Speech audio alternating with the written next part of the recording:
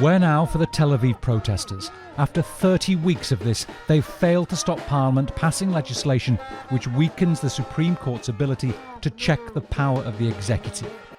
We had a very successful country, very happy country, democratic country, and now we're going to lose all of that. What do you think is the risk for this country? That the religious people will rule, and we want a liberal Israel. These generally secular and liberal Israelis still make up around half the 9 million population. But they find themselves with the most right-wing government in Israel's history. Chuck Freilich is a former national security advisor.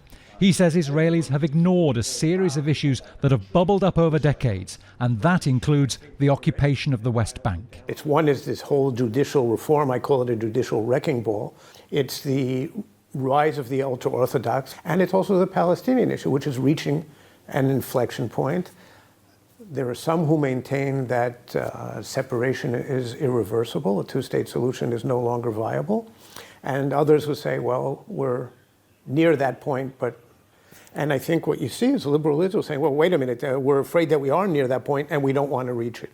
And that's why these three different issues have converged and created this eruption. And Israel's military says there's been an increase in requests from reservists to abstain from duty. This, it says, will gradually damage war readiness if it carries on. Even this has left the government unmoved. It is extraordinarily dangerous, and I think most people are, even people who support this as a sort of last resort, are deeply, deeply worried about the ramifications, because Israel does face serious threats, whether it's Iran, Hezbollah, Hamas, and how do we handle that? And other people saying, well, there is a higher morality at the moment. Prime Minister Benjamin Netanyahu says these protesters are trying to thwart his democratic mandate.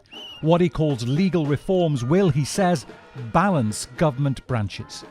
And there'll be more battles in the months ahead. The Supreme Court has been petitioned to strike down a law that weakens its ability to strike down laws. There you have a potential constitutional crisis. These protesters say they're here to stay. Bernard Smith, Al Jazeera, Tel Aviv.